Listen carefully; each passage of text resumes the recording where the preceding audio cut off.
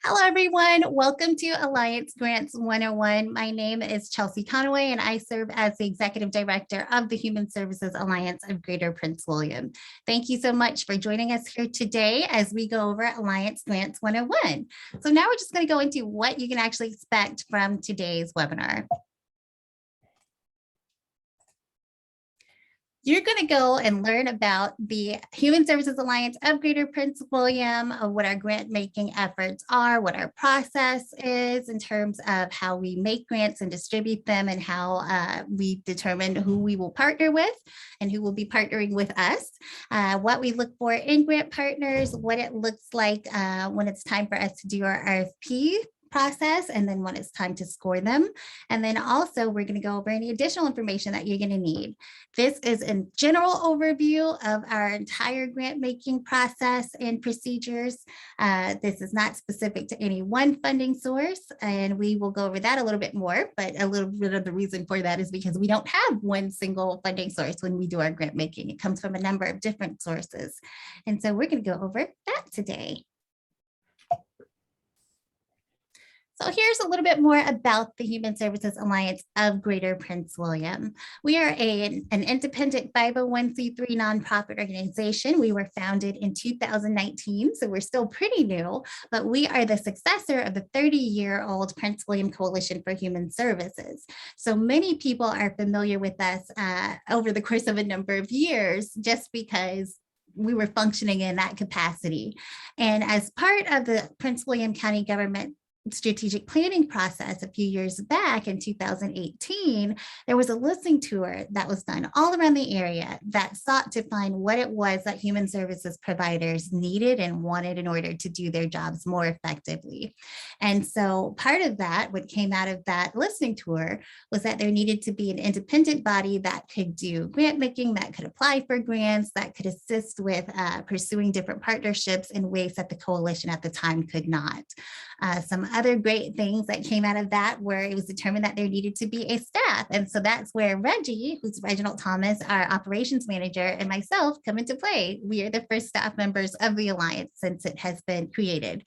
One of the neat little trivia points about the Alliance is that it was initially known as Coalition 2.0 because it was just seen as being the baby of the coalition. And so as the Alliance has gone and grown and done some different things, we've had this really great opportunity to just build on what the coalition started. And it's our hope that we'll continue to do that in the future.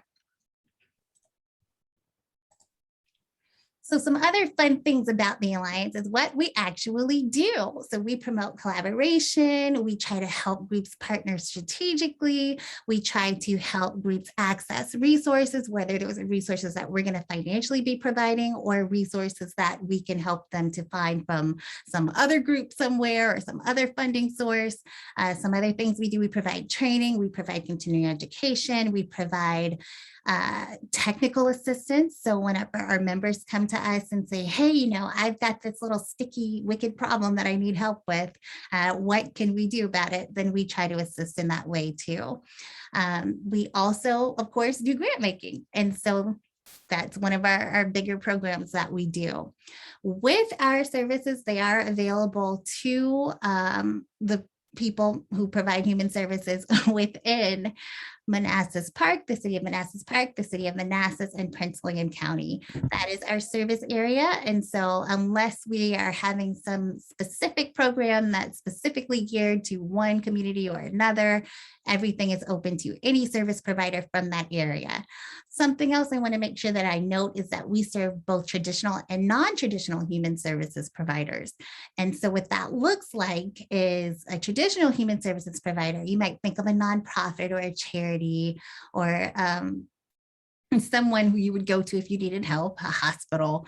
But something else you might think of or might not think of would be a neighborhood council, a homeowners association, a church, a fraternity, a sorority, a motorcycle club, any of those groups that are doing things to help the folks in their communities, that are doing things to make sure that the people who they come into contact with are being served. Those are the people that we want to work with. So whether they are technically social workers or they're just private individuals, citizens who have, a heart for service, who might be organizing a Coke drive or a canned good drive, or who might just be getting together with their family or friends or their social clubs to do something to benefit their neighbors. Those are the people who we serve. So we don't just serve big nonprofits or big government agencies or big institutions. We serve everyone, school guidance counselors, everybody in between. So in terms of our core funding, like I said, we were born of a partnership with Prince William County government. We get our largest amount of funding from a community partner grant with the county that we are eternally grateful for. And we also get our funding in terms of our grant making from doing our different grants that we might write for in terms of corporate sponsored grants. We might get grants from the Prince William Area Disaster Fund, which is a crowdsourced funding pot that we have, in which we can make grants from that, because private citizens and different social groups and different companies will just put money into that big pot and then say, okay, go make grants, go do good work. So that's where our core funding comes from. Also, we have member dues. So we're a membership-based organization. So all of the things that I've mentioned that we do in terms of our grant making, in terms of different events that we have, in terms of different networking gatherings we might have, those things are available to any human services provider in the area that we serve. But we also have some exclusive events that we do for people who pay member dues. And we've got a little over 50 members right now. And so that grows every day. We get more and more members all the time. And we have special offshoots that we do for them. And so as part of that, we're able to use their dues to do some different fun activities for everybody. And then, of course, for them. Okay, so a little bit more about us. Our board of directors is led by human services providers in this area. So when we are making decisions, we're deciding how the Alliance will be governed and what programs we'll do. It's based on the fact that our leadership is made up of the people that we serve. So people from all over the county, all over the area, we get to work with them and they help to lead and guide us. So we're not just up here making decisions about how human services providers will benefit from services that we don't actually administer. It's the people who are running our food pantries, running our shelters, who lead our churches and our faith-based groups, who are saying, hey, this is something that we're seeing that we really think needs to be addressed in our community. And then we take it and we try to address it. We have the best board of directors. I encourage you to go on our website at alliancegpw.org and check out our leadership and see how wonderful they are. They have their bios on there and the organizations that they're affiliated with, and it's just an all-star team. Best board in the business. Okay, so now let's talk about our grant making efforts thus far. We partnered with Prince William County government in 2020 to address the COVID-19 disaster. It's been a disaster. It's not good. It's a pandemic. And so how we have addressed the pandemic is by partnering with Prince William County government to administer CARES Act. And so in 2020, last fall, we administered $3 million in CARES Act funds to do disaster relief. And so that helped with things like providing immediate assistance. So helping with things like rent and mortgage, prescription medication, child care, helping people to go and access mental health counseling. We even had one of our grant partners that was helping people to get toiletries or to get underwear if they had been displaced and were living in shelters or were living in group homes or transitional housing. So we were doing that type of help with meeting immediate needs. And we were also helping people to access other really great and really necessary services. So not only were we trying to help them to make sure that they kept a roof over their heads, or they kept the lights on, or they had the medication that they needed. But we also wanted to make sure that as they were going through whatever their families might have been going through as a result of the pandemic, that we could assist them wherever it might have been needed. So for some groups, it was just that the kids needed help with virtual learning. So providing things like the little Wi-Fi sticks, Wi-Fi cards, or providing, phones to people who needed to be able to coordinate healthcare appointments virtually because it wasn't safe for them to go into their doctor's office if they had compromised health.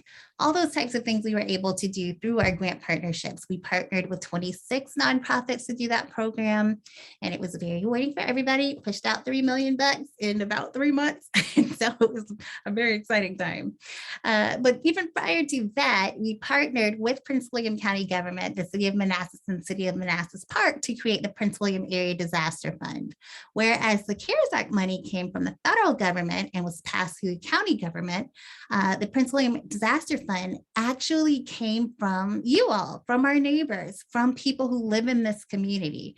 And so what happened is we set up on our website and through a text to give portal, the ability for people to say, I'd like to give $5 towards this cause. I would like to contribute $25. I got my stimulus check. I'd like to contribute my stimulus check, anything I can do. And that program was especially crucial in the immediate weeks following the start of the pandemic. So if you all remember when the pandemic first started, it was where we didn't necessarily have government response set up yet. It took a few months before everyone got that first stimulus check. It took a while before pandemic EBT could be set up, all of those types of things. And so we found that our food pantries were having a really difficult time sourcing food that they could distribute. The lines to access food were longer and longer every day, wrapping around the block, wrapping around up the street. It was a really dire situation. And so what we knew, working with the emergency response teams from local government, was that the most immediate response that we would be able to do would come from each other, from private individuals, from citizens. And so we gave them the opportunity to funnel all of their money into one big pot, and then we were able to push it out as quickly as possible. And we did that, and we were able to really help and kind of serve in the gap until some other programs could be set up. And so we're so proud of that program as well.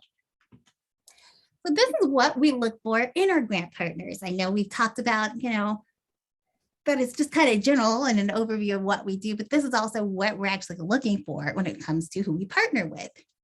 The way the Alliance is set up, we have to make grants to other 501c3 nonprofits. That means if you are any other kind of organization, you have to partner with a 501c3 nonprofit to apply for funding from the Alliance. We cannot make a grant to any organization that is not a 501c3 nonprofit. So as much as we love private businesses, as much as we love all these other types of groups and faith-based organizations, if you don't have that 501c3, you should work on getting it if you want to apply for funding from the Alliance. Or you should work on developing a partnership in which you can use a 501c3 nonprofit's EIN number to apply. So that tax ID number that designates them as a 501c3 nonprofit, and them having a 501c3 letter from the government is what it's going to take to be considered a 501c3 in good standing to where you can apply for funding. That's really, really important. If you need to develop a fiscal sponsorship or a collaborative partnership, those are things you want to start thinking about now. Which nonprofit would you want to partner with in order to pursue funding? Just get those wheels turning. All right. So something else, when we do our RFP, which is a request for a proposal, when we put that announcement out saying, hey guys, we've got this funding source, we're going to be doing grants, these are the types of grants we're going to be making, this is the service area it's going to be in, you have to already be working in that service area. So what that means is that if your nonprofit is based, let's say it's out of state, maybe it's in Maryland, maybe it's in DC, maybe it's a national nonprofit, you cannot apply for funds and be considered for funds if you do not have any sort of history whatsoever of working in this community. So if you are based out of Maryland and you've never worked in Prince William County or the city of Manassas or the city of Manassas Park before, we're going to respectfully direct you to another funding source that might be able to help you. The reason for that is most of our grants are not set up in a way that you can access the money and then go about creating a whole new program with no history in this community. Most of the grants that we provide are based on the status that an organization has, the relationships that you all would have, the standing that you're in, the reputation that you have within this community. That's not saying you have to have been doing it for 100 years here, but it's saying that you should have some history that you have done good work in this community. So just FYI, be thinking about that. You need to be active in this community. Something else that we need whenever we're going to be partnering for someone is that they be a good steward of the resources that they are given. And so if we have a history of having funded you, maybe from another grant cycle, and it wasn't great, or maybe if we know that, you know, there are some issues in terms of stewardship and how resources are managed, then most likely, unless those issues are addressed and we feel confident and comfortable that they've been addressed sufficiently, you would not be eligible for funding through the Alliance. And something else that we look for in terms of our partners is that they be responsive and able to report timely and accurately.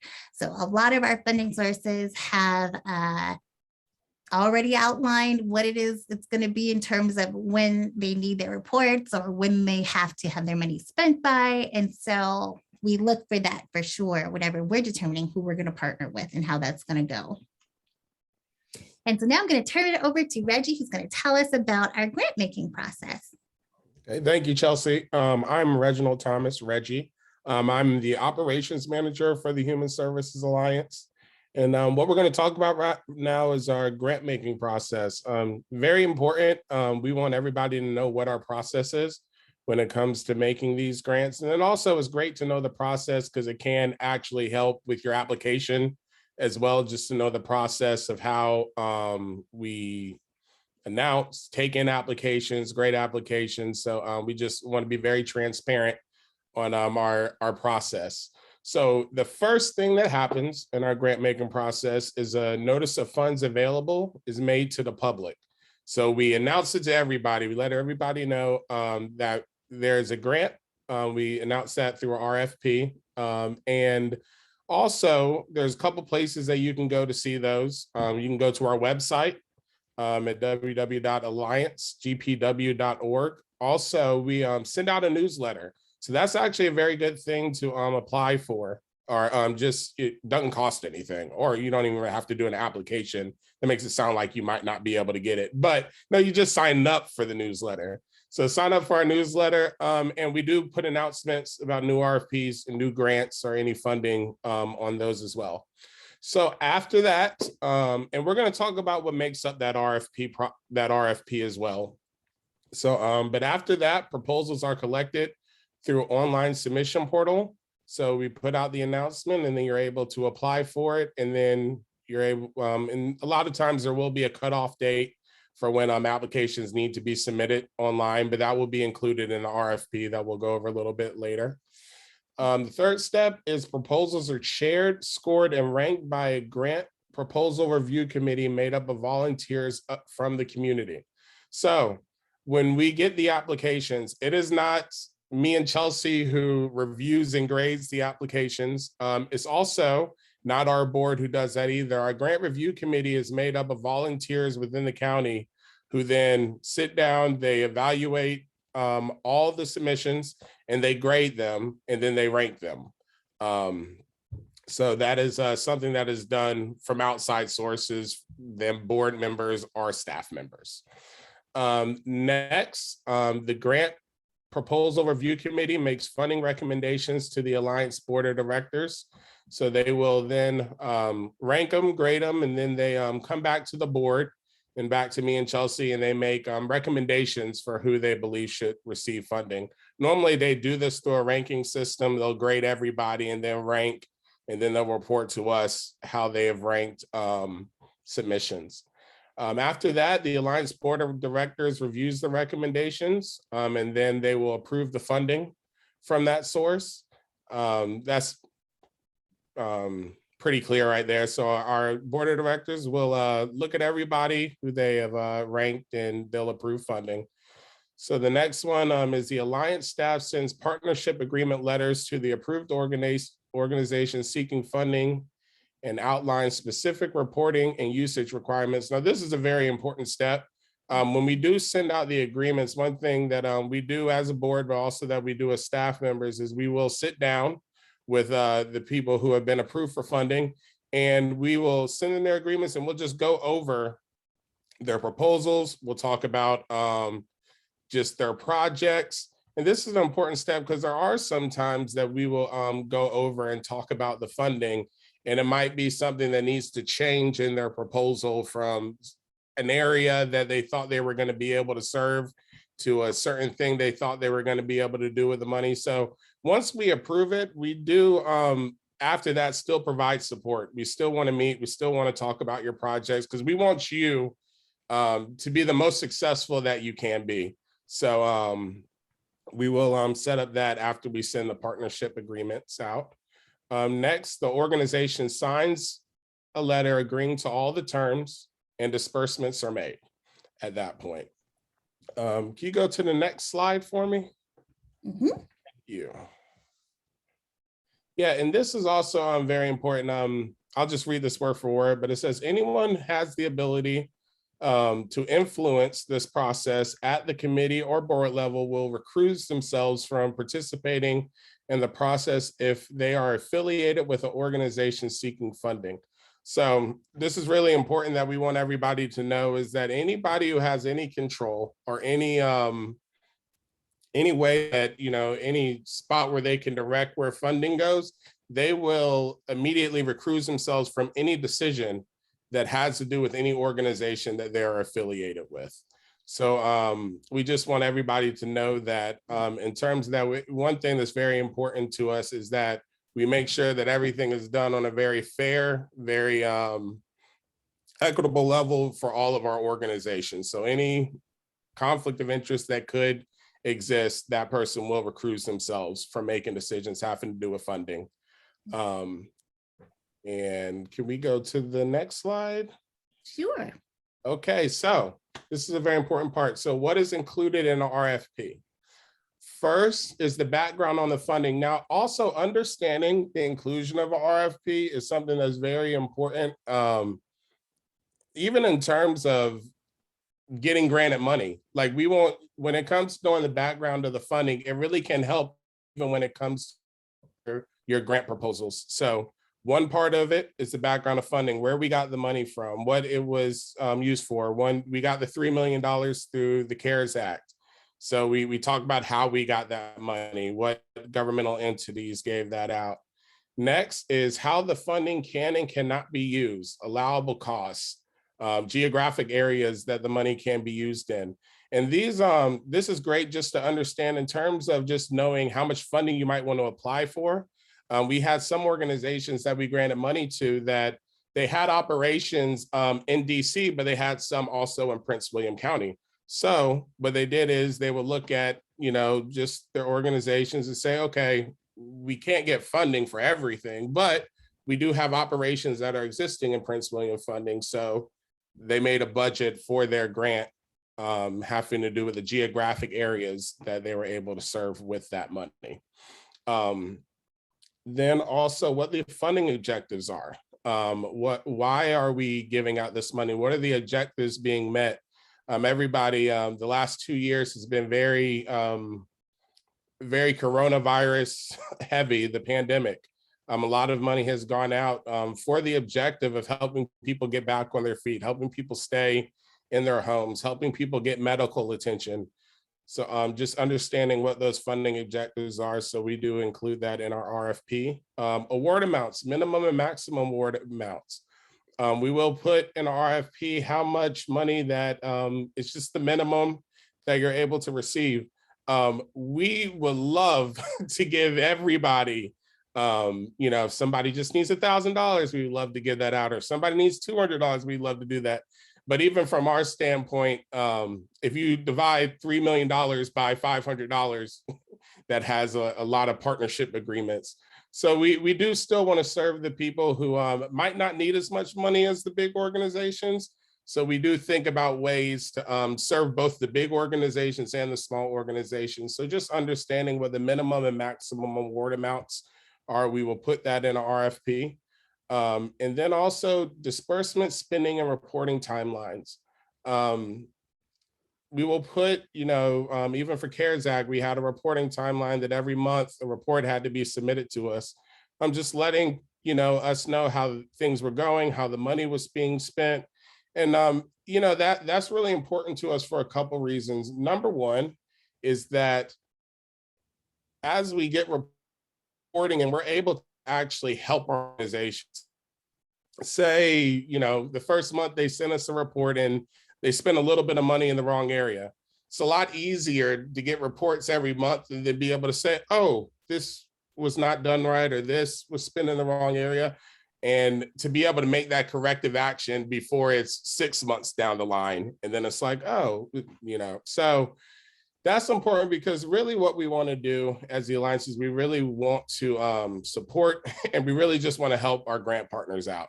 So we have those deadlines, those reporting timelines, one, in order to help us report to our funders, but also because we just want to make sure that everything is being done in a great way, that at the end of the process, the last report can be very easy for you and can be correct.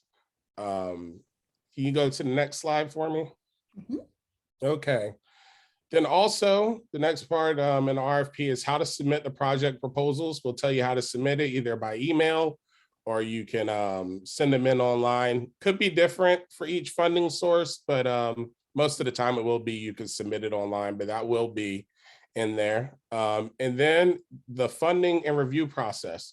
So all the things that we have talked about even today about how proposals are graded, who grades them, disbursement dates. So basically just the process that we're talking about today, we will put that in an RFP, because we want, we know that all of our organizations that we work with they do have deadlines for funding. They might be trying to plan a project or trying to get funding, for something in the future. So we want you to know when disbursements might be made, when we'll be done with the grading process, so all that information we will put in the RFP as well.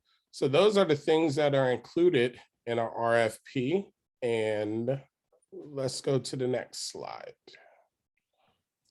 Okay, so the next slide and the next part of our presentation is going to be talking about what our grant proposal review committee is actually going to be looking for when they're scoring project proposals. So they're looking for background not only on, what is going to be happening and what the organization is in terms of the funding and how it would be used, and what the history of the organization is that's proposing this project.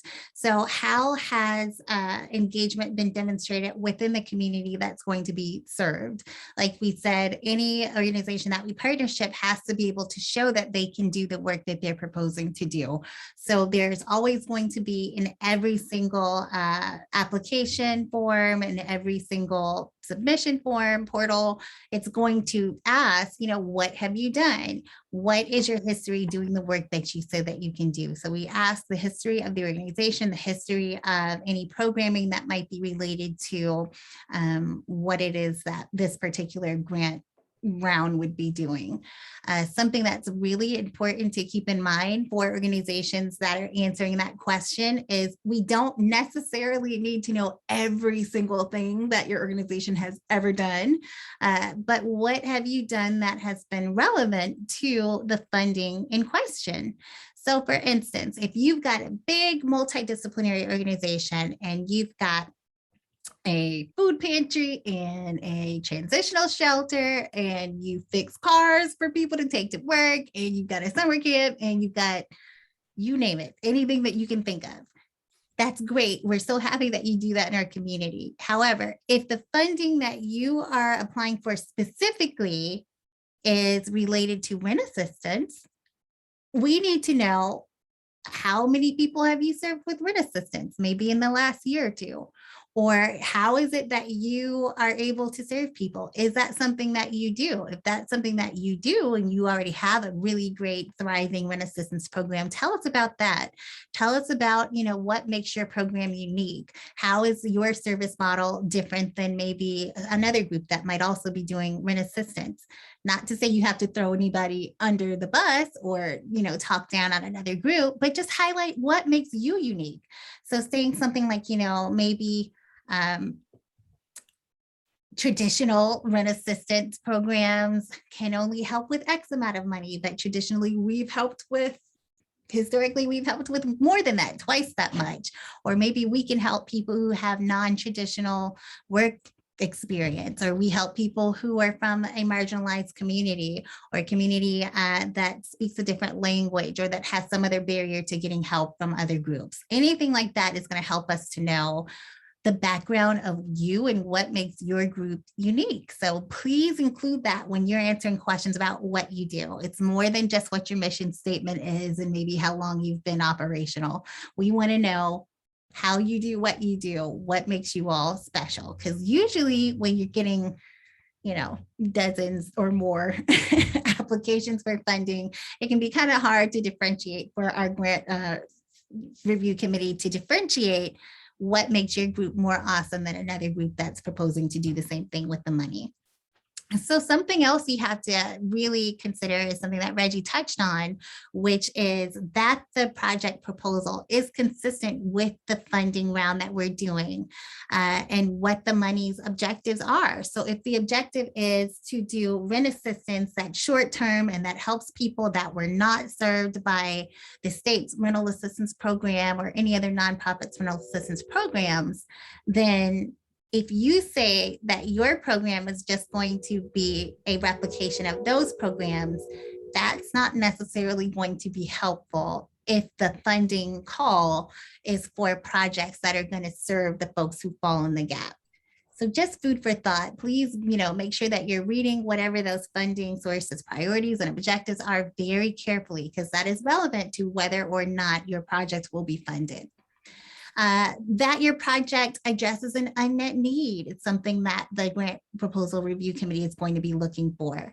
So maybe you're doing something that is very, very, impactful and it's awesome and it's great. But if that wasn't the unmet need that needs to be addressed, then it's probably not going to be funded. They want to fund the needs that they've identified as being unmet, that the funding sources identified as being unmet.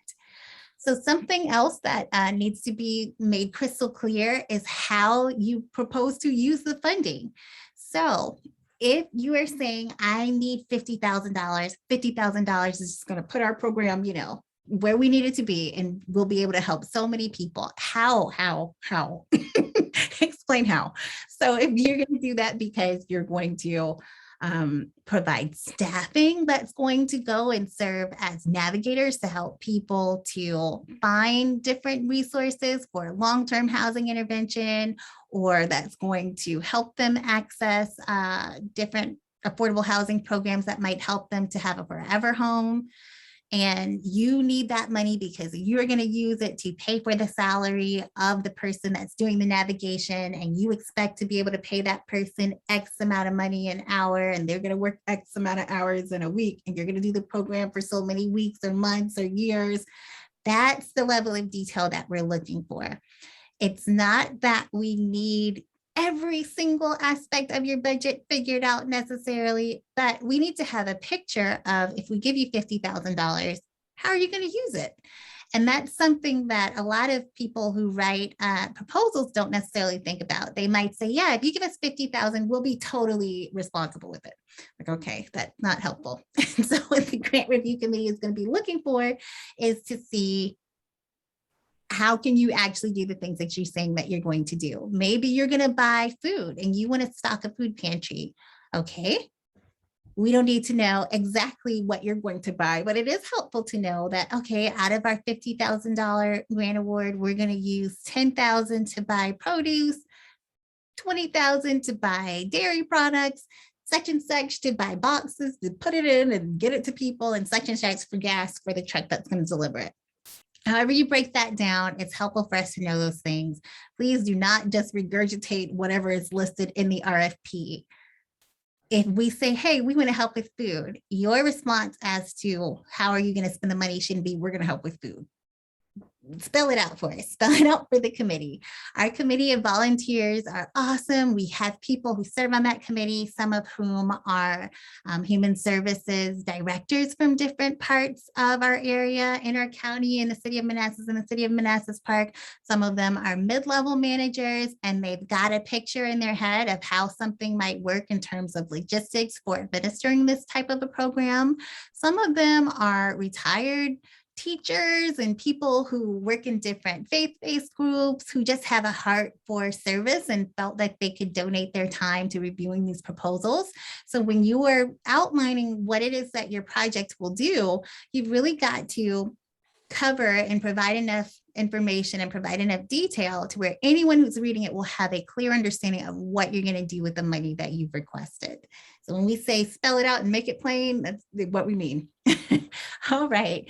So something else that you want to make sure that you detail is what your capacity is. So do you have a volunteer base that's going to help you to administer this program that you're relying on, whether it's to do community outreach or whether it's to do the actual administration of services? Do you have a staff that's going to help?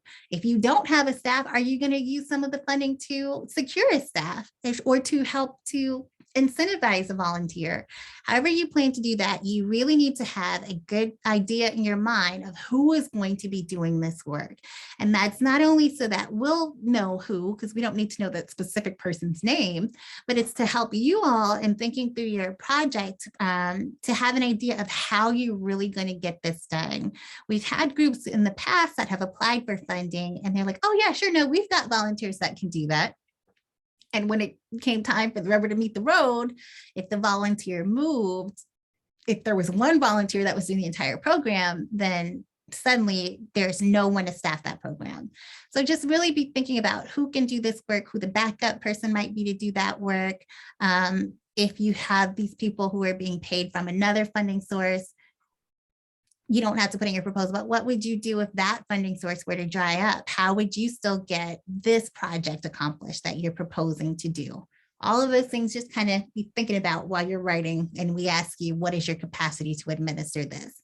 Something else that you may want to include that you don't have to include would be the experience that your staff has, that your staff, your volunteer, the people who are going to be your human resources, that they have. So for instance, if you are seeking to serve an underserved community that maybe speaks English as a second language, do your volunteers and staff have those skills? If they don't have those skills, what is the plan to access people who have those skills? All of those things you want to be thinking about, okay?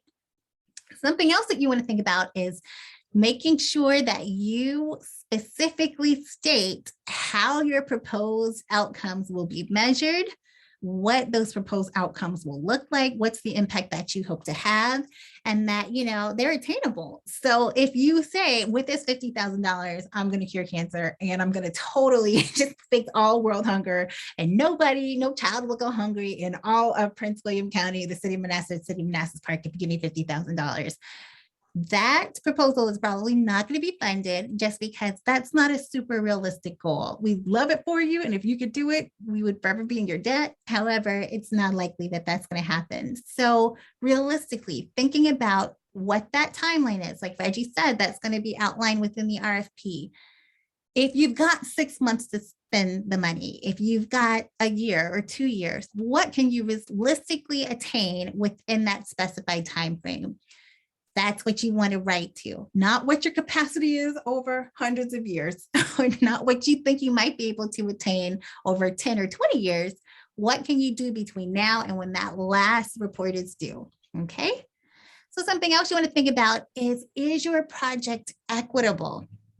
It's really important, not only to the Alliance, but also to many of our funding sources, that your project have applied, that you, in planning your project, that you have applied an equity lens to your program planning. So when we say an equity lens, we, of course, will outline specifically what that looks like within the RFP. But You're asking who's at the table in the decision-making process for this program, who's not here, who has been excluded, who historically has not benefited from the types of services that we would like to provide. Is there a reason for that? What is that reason? Is that a reason that we are going to be able to address? These are all things we want you to think about as you are planning your project and proposing your project. There are some people who have very specific niches that they serve. And if you serve people who have disabilities or who are from a specific immigrant community or who have a specific history, maybe they're from a specific geography in this area and a community, that a neighborhood that has traditionally been overlooked or underserved, then if you're just going to serve that population, that's fine. And when you go to describe why you're just going to serve that population, for sure, tell us about all of the reasons why those people have historically been overlooked, why it was that those people have been left out of other programs, and why it's your aim to target and focus on that specific community. If you're going to do something that's just for everyone, you can even just say, a lot of these other programs that are out here that are awesome and doing great work want to serve everyone. And, we just want to help as many people as we can, but we just want you to put thought behind all of the people that you're going to be serving with this money, whatever money this might be. Something else that we look for as a grant proposal review committee, I say we, but our reviewers, what they look for is that your projects are utilizing innovation and new practices and collaborative partnerships, things that are going to stretch just beyond the four walls of your specific organization. So if you have a church, let's say there is a faith-based organization that is looking to get funding for utility assistance, you can apply for $50,000. If you've got a great proposal, it's very likely that the committee will recommend you for funding. If you can partner with a bunch of churches or a bunch of people, or maybe there are some, other faith-based organizations within your community that you can partner with, maybe you're all in the same denomination, maybe you're in different denominations, maybe you're in different faiths, that funding proposal is going to be viewed a lot more favorably than just one person trying to help the people in their church's neighborhood. And so that's just food for thought. And I mean, it's the same thing with schools. It's the same thing with other nonprofits. You can get more when you work together. Your reach is going to be further. We can award more money to that. So definitely the more that you partner strategically, the more favorably your proposal is going to be looked at than somebody else's proposal.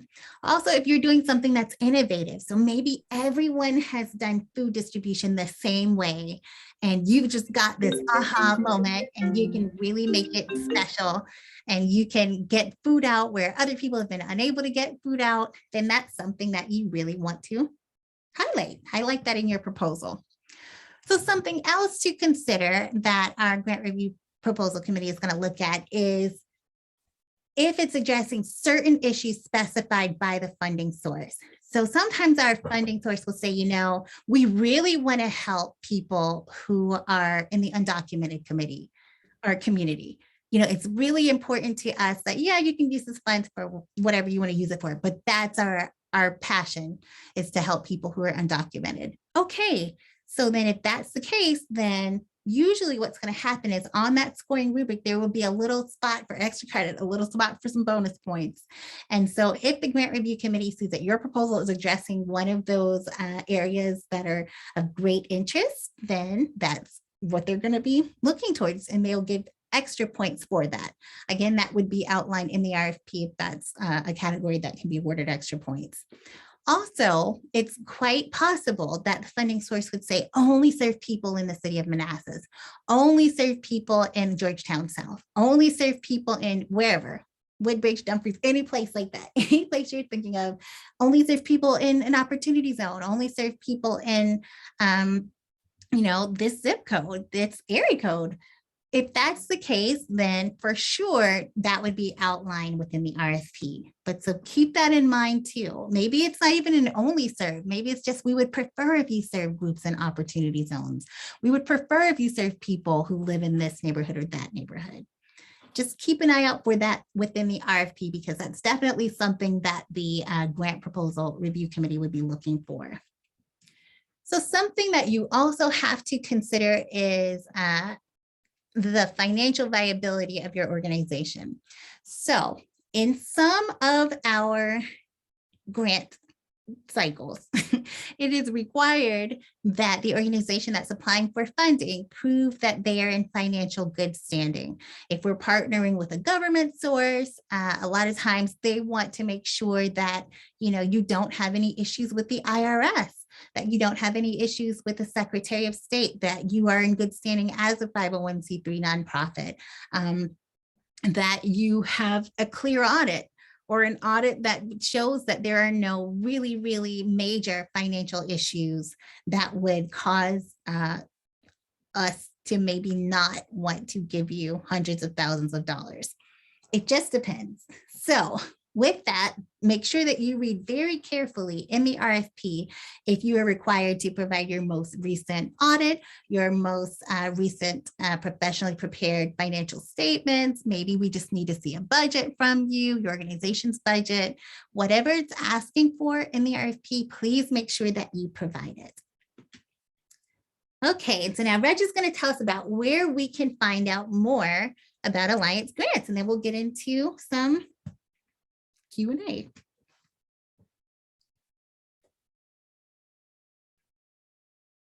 Reggie, you might be on mute. So anyways, I already clicked on it. Thank you so much. I didn't know if you told me to go ahead. I just clicked it. You would think I would know to unmute myself after years now of this, but yeah, so where to follow us at? You can follow us on Twitter and you can like us on Facebook. We do try to put out most of our announcements there. You can also use listserv. And then also our website, www.alliancegpw.org. Also, if you want stuff that are grant specific, please, you can /grants to learn more about our grants as well. But we do try to keep up with our stuff on Facebook. And then also we do have an Instagram account. It's at AllianceGPW if you want to follow us on Instagram. But yes, but this is where to learn, like, just, most of our information. As soon as we have information to put out, we will put it out in these areas.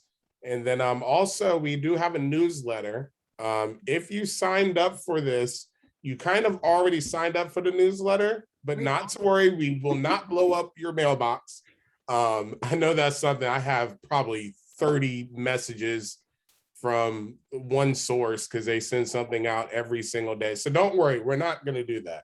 But also you can opt out of it at any time if you need to. But our newsletter does come out, and please check that out for any announcements on funding, but also just if we're doing events as well, or anything that you might need. If you need to email me or Chelsea, that is complete. We will love to hear from you, but those are all we try to stay current on all the forums that we are on when it comes to social media, just so everybody can stay informed. But with that said, we are going to go into our question and answer section of this. So if you have a question, we would love for you just to post it on the chat.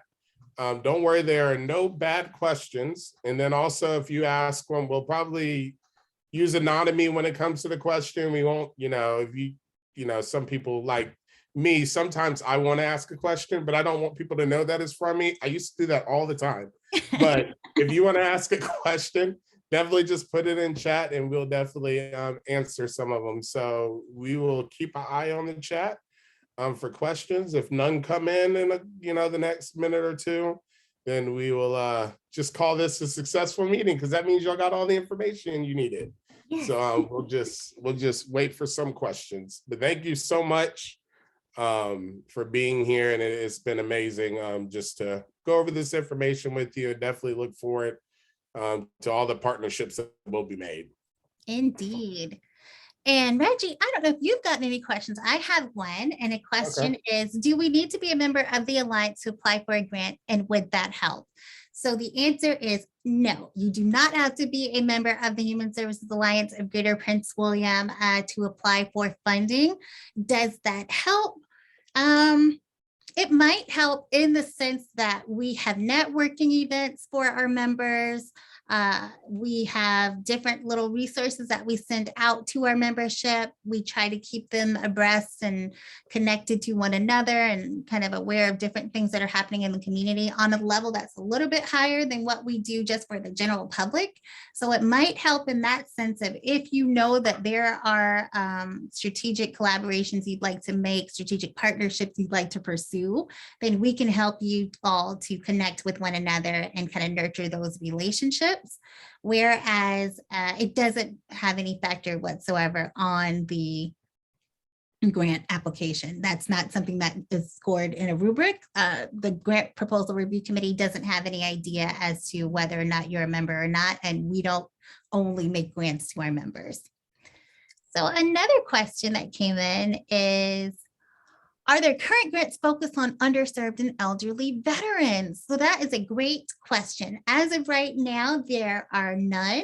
As of right now, we are in between funding rounds, funding cycles. And so we're doing this because we are anticipating that as 2022 comes up next year, we will have some more funding opportunities for you all. Those might be specifically for veterans.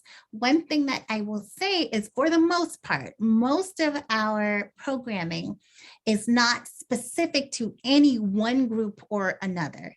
So what that means is, if we're saying we want to help underserved residents of Prince William County, the city of Manassas and Manassas Park, and your group specifically helps veterans who are residents of those areas, then what you'll do is, in writing your grants, you would just write it for those veterans, or you would write it for those people who are elderly or who are underserved. But our programs are going to say, we are going to, with this funding round, I think our last funding round was for hunger and housing resources. So all of the grants that we made were focused on addressing food insecurity or housing issues, whether that was rent or mortgage or home repair, whatever that might have been. So how that would look would be the organization saying, we want to address hunger for these underserved and elderly veterans. We want to address housing needs that these underserved and elderly veterans might have. So we wouldn't necessarily put out something that says we're only going to serve veterans. We might, but usually it's kind of a little bit broader than that. But that's something that you can interpret and say, within our project proposal, we're going to propose that we serve our niche audience. In fact, there would be no problem with that in terms of how that's viewed by the grant proposal review. And that can even go to what Chelsea, what you talked about with the unmet need. It could Yeah. be even a part of your application where it's not going to say that specifically for a funding source, but you could put like, this is a need that, and that's something that even a review committee could look at and be like, oh, that is an unmet need. Yeah. And they'll grade it apportionately. So that's one of the things that she was talking about when it comes to unmet needs. That would be a good thing possibly to put into a submission. Oh, yeah. Yes. Okay, welcome. Someone said thank you. You're welcome. All right. Are there any other questions that you all would like to put into the chat? Reggie, have you gotten any? I've not gotten any. Okay. Let's see. Have I gotten any more? I have not gotten any more. I'm going to give it another couple of minutes. But while we see if we have any more questions to come in, something I want to make sure that you all understand too is that you can always email any question that you have to grants, GRANTS, at alliancegpw.org. And I'm making sure to put that in the chat because I don't actually remember if it's on here. But so if you think of a question at any time, if it's 2 o'clock in the morning, if you're like me, you have your best ideas while you're driving down the street or like in the shower or something, and it's not helpful because you can't write that down or email anybody with that, then just email grants@alliancegpw.org and it will come to a designated email box that we have specifically for answering questions about grants. Thank you so much. And so with that, you can just put that right in there and then we'll be keeping an eye on that mailbox and then we will answer your questions in writing. When we have active RFP cycles going on, an active period where we have requested proposals, we will not answer questions verbally. We will only answer the questions in writing and we will only take questions that are submitted in writing. And the reason for that is because we want to make sure that not only do we thoroughly answer your question and that we answer it in a way that you can refer back to it so that you don't say, 3 days later, now did Chelsea say, or did Reggie tell me? No, you go back and look at it in your email. And then the other reason too is we will keep a frequently asked questions portion for that RFP cycle. So if you have a question, it's very likely that other nonprofits that are going to be submitting proposals for the funding will have a question too. And so if we see that, okay, you have this really great question that maybe wasn't addressed in the RFP, let's make sure that we put that up in the frequently asked questions area so that other people who have that question can have it answered as well. Okay. So that is how that cookie is going to crumble. If you have questions, please email that email address versus calling us and then we tell you something and then you mishear it or we misstate it. You misremember what we misstated. So that should be the easiest way for us to kind of keep track of all of the questions that we're going to get. And it's also why we had you all, I'm clicking too many things at once. Anyways, I'll just stop sharing. So that's also why we wanted you all to submit your questions via the chat today versus just asking them outright in Zoom so that we can go back and see what you've asked us and then we can put that in the frequently asked questions on our website. So if there are no more questions, I don't have any more in the chat that I see. Reggie, do you see any? Nope, I do not have any more. Okay, well, we are at 11:59. Our goal was to be done by 12. I think we did it. I'm so excited for us. 59 minutes. Thank you all so much. We hope that you learned something from this training today. Once it's time for us to announce some funding, we hope that what you've learned here today will help you to get your proposal ready. If there's anything that we can do in terms of answering your questions, please don't hesitate to reach out. We hope you all have a wonderful weekend and a wonderful holiday season. And it has been a pleasure to chat with you today. You all take care. We look forward to partnering with you in the future. Bye. Thank you, everyone.